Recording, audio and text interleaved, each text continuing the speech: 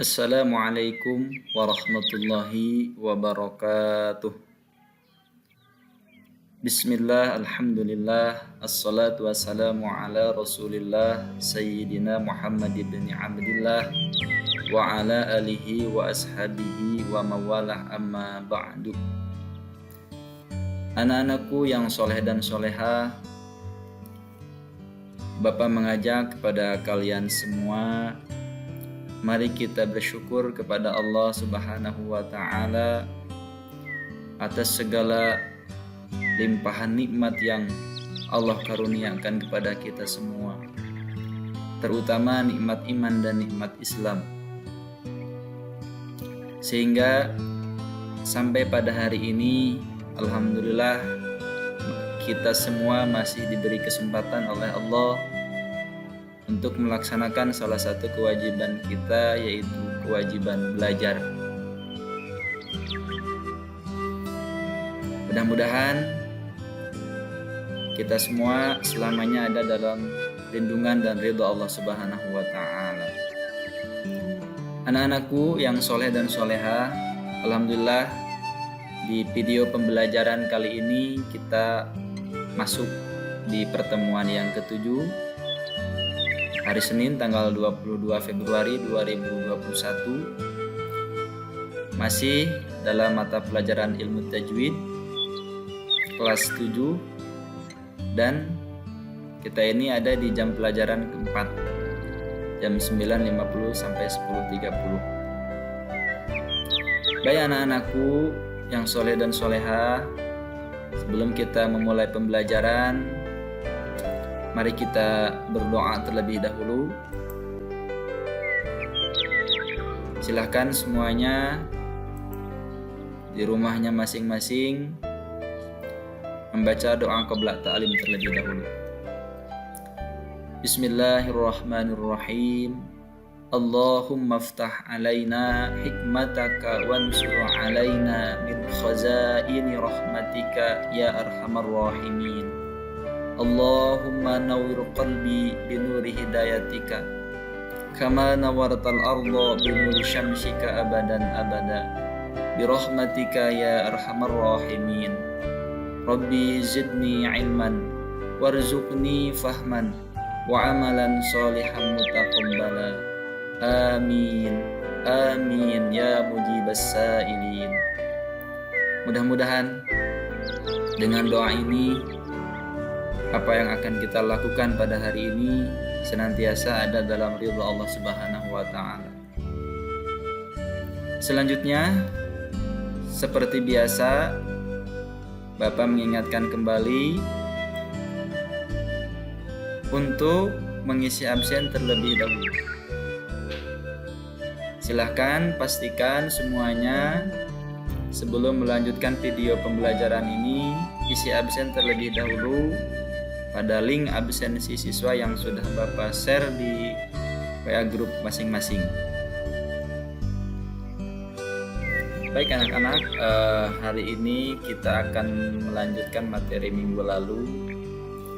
Insyaallah pada video pembelajaran kali ini kita bahas pembahasan ketiga daripada pembahasan hukum mim bersukun, yaitu idhar syafawi. Yang pertama, pasti kita akan mengetahui dulu pengertian daripada apa itu yang disebut dengan idhar syafawi, ya. Nah, secara bahasa idhar itu artinya jelas atau terang, sementara kata syafawi artinya bibir.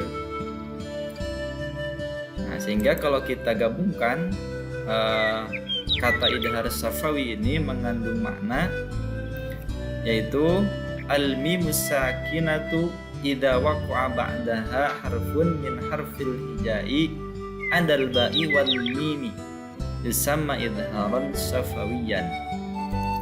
Artinya, apabila mim bersukun bertemu dengan huruf hijaiyah selain ba dan mim, maka dinamakan idhar syafawi. Ya, jadi ini pengertian daripada idhar syafawi secara bahasa maupun istilah. Ya, oke, nanti kita akan memahami lebih jauh di slide-slide berikutnya. Jadi ini harus kalian pahami dulu ya. Judul materi yang akan kita bahas ini adalah idhar syafawi. Maka kita harus ta'aruf dulu, harus kenalan dulu ya. Nama idhar syafawi itu apa sih? Nah, seperti itu ya. Baik, kita lanjut sekarang ke slide berikutnya.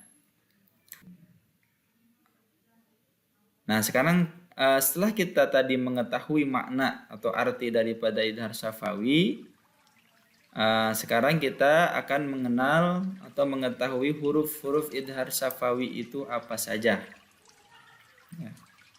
Nah, dari pengertian tadi, huruf idhar syafawi adalah seluruh huruf hijaiyah selain ba dan mim ya. Jadi untuk mengetahui huruf idhar syafawi itu sebetulnya bisa kita ketahui dari pengertian tadi ya, karena di situ jelas spesifik ya. Nah, jadi sekali lagi untuk mengetahui huruf idhar syafawi, ingat saja pokoknya seluruh huruf hijaiyah selain ba dan mim ya. Kenapa selain ba dan mim? Nah, tentu kalian udah mengetahui. Minggu sebelumnya sudah kita bahas bahwa ba ini termasuk huruf apa? Itu huruf ikhfa syafawi. Nah, sementara mim sama udah kita bahas. Mim termasuk huruf idgham mimi. Nah, selain ba dan mim yaitu yang Bapak tulis di sini dari mulai hamzah sampai iya, inilah huruf-huruf idhar syafawi. Totalnya ada 26 huruf ya.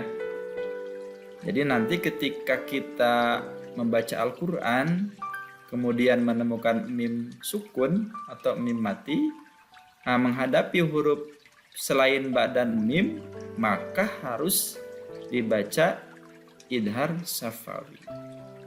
Bagaimana cara membacanya? Nanti kita akan bahas di slide berikutnya. Nah, hal ini dijelaskan dalam sebuah nazam ya. Wasalisul idharu fil baqiyah min ahrufin wasammiha safiyah. Artinya apa? Yang ketiga dalam hukum mim bersukun adalah hukum idhar syafawi, yaitu ketika huruf mim bersukun menghadapi huruf-huruf sisa dari ikhfa syafawi dan idgham mimi. Ya, maksud huruf sisa itu yang tadi, huruf sisa selain ba dan mim. Nah, kan ini dari ikhfa syafawi dan idgham mimi. Ikhfa syafawi yaitu ba, idgham mimi, mim. Nah, sisanya yang ini. Itulah huruf-huruf idhar syafawi. Mudah-mudahan kalian bisa memahami ini ya. Nah, kemudian setelah kita mengetahui huruf-huruf idhar syafawi ini yang ini, nah selanjutnya mari kita pahami bagaimana kita membaca hukum idhar syafawi ini. Ini yang terpenting ya. Karena hakikatnya kita belajar sesuatu ilmu itu untuk kita amalkan sebetulnya ya. Setelah kita mengetahui teori-teori tertentu tentang ilmu, maka akan lebih baik, lebih utama itu diamalkan. Nah, sekarang kita akan mengetahui bagaimana cara membaca idhar syafawi. Oke, yang pertama, nah dari pengertian itu sendiri, berarti cara bacanya itu harus jelas dan terang. Seperti apa maksudnya? Ya nanti kita praktekkan ya. Kemudian yang kedua, pada saat mengucapkan mim bersukun, bibir dirapatkan, ya, bibir dirapatkan. Kemudian yang ketiga, nah kejelasan pengucapannya itu cukup satu ketukan, tidak boleh lebih. Kenapa? Ya karena kalau lebih nanti khawatir akan berubah menjadi hukum yang lain, yaitu hukum ikhfa dan gunah. Kalau saja nanti pas prakteknya mim sukun itu kita tahan atau lebih dari satu ketuk, maka itu akan dipastikan akan lebih dari akan berpindah hukum. Makanya ini harus kita perhatikan dengan baik ketika kita mau membaca hukum idhar syafawi. Nah, oke, sekarang kita coba praktekkan dalam satu contoh kalimat saja. Nih Bapak di sini mengambil salah satu penggalan ayat dari surat ke-105 ayat pertama ya, atau surat Al-Fil, dan huruf idharnya Bapak ambil huruf ta ya contohnya. Nah, di sini sengaja Bapak kasih warna yang berbeda karena inilah fokus kita.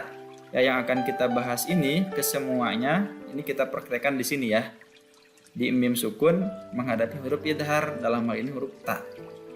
Oke, coba yang pertama tadi kan harus jelas dan terang.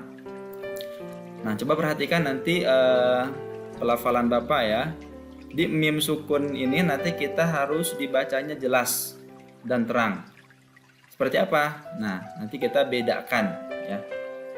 Oke, kita coba lafalkan alam ta. Nah, mim sukunnya itu cukup satu ketukan ya. Oke, sebelum ke situ yang kedua dulu nih. Mim ketika mengucapkan mim sukun bibir dirapatkan alam. Nah, jadi gak bisa bibir kita terbuka alam. Nah, jadi harus pasti rapat. Nah, dulu kita sudah membahas tentang makhraj mim, atau di bab makhrajul huruf sudah kita bahas mim itu ada di mana ya, ada di bibir.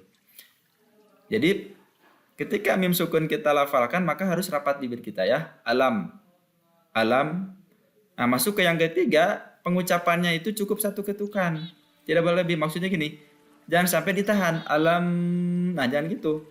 Jadi cukup mim alam, bersih, terang. Jadi ujungnya itu nggak ada suara yang lain-lain, nggak ada dengung ataupun gunah ataupun samar ya, tapi harus bersih ya, jelas, terang, alam. Nah kemudian kita lanjutkan ke huruf berikutnya ta, alam ta. Jangan sampai alam taro. Nah, jangan sampai seperti itu. Terkadang Bapak masih suka mendengar ya, imam masjid, imam sholat maksudnya, pas melafalkan surat ini atau dalam surat Al-Insyirah ya, alam nasyrah, padahal nun itu kan bukan ikhfa syafawi tapi idhar syafawi selain pada mim kan, tapi dibaca seperti itu. Maka itu bisa jadi mungkin kebiasaannya bacanya seperti itu, tapi kebiasaan yang salah gitu ya.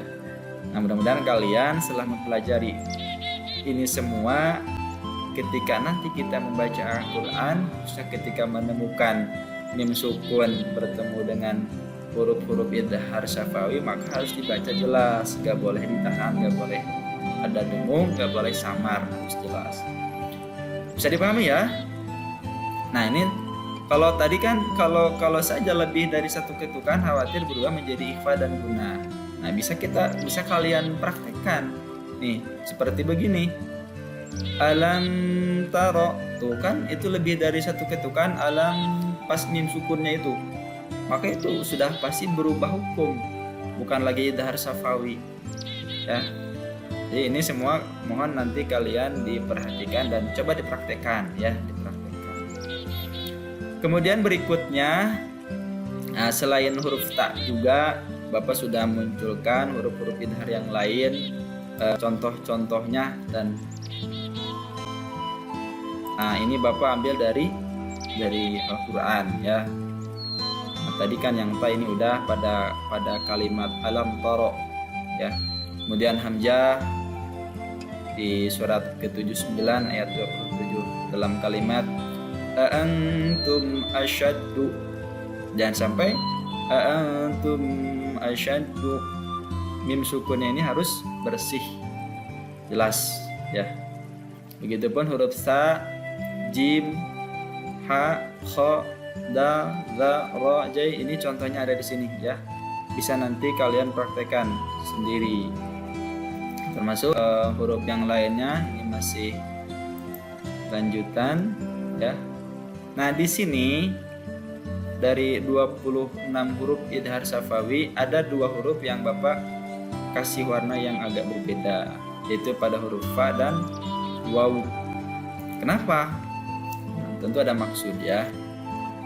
Nah, khusus di dalam pelafalan idhar safawi ketika mim bersukun menghadapi huruf fa dan waw, maka ini harus diperhatikan lebih-lebih pelafalannya. Kenapa? Nah, ini ada peringatan di sini ya. Pelafalan idhar safawi harus lebih diperhatikan ketika mim sukun berhadapan dengan huruf waw dan fa. Alasannya, nah ini alasannya ya.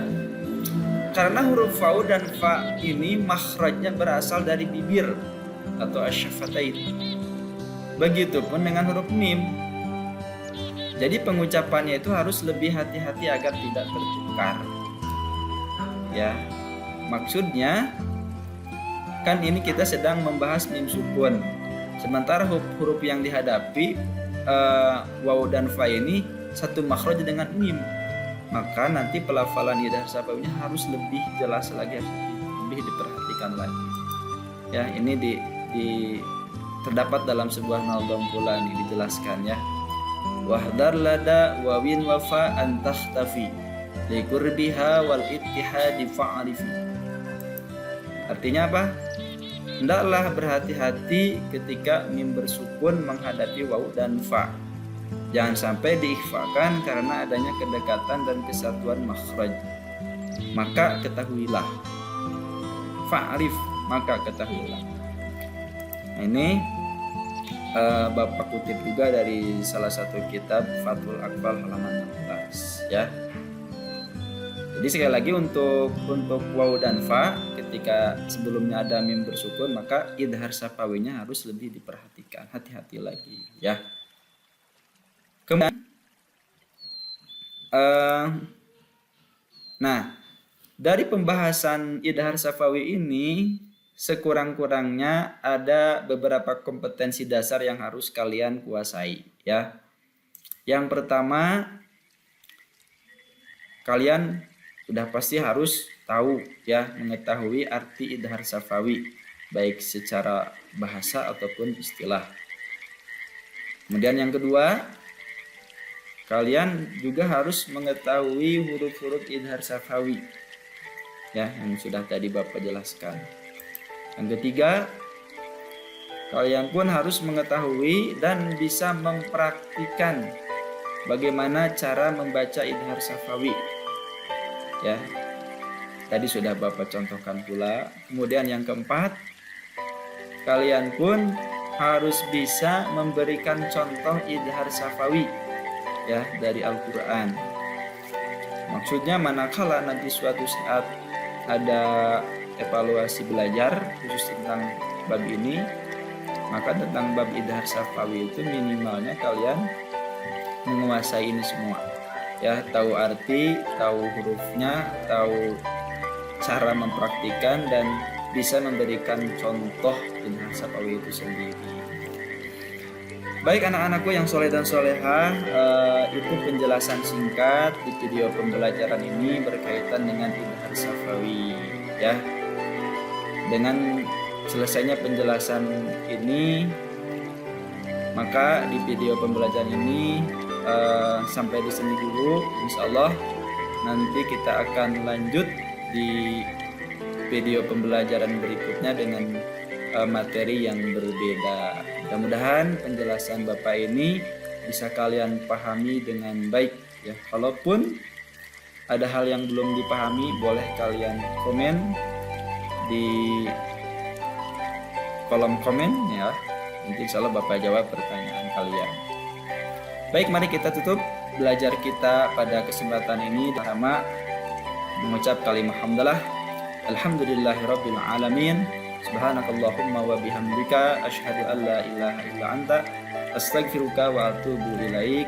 Syukran jazilan ala husni ihtimamikum wa lakum minkum. Assalamualaikum warahmatullahi wabarakatuh.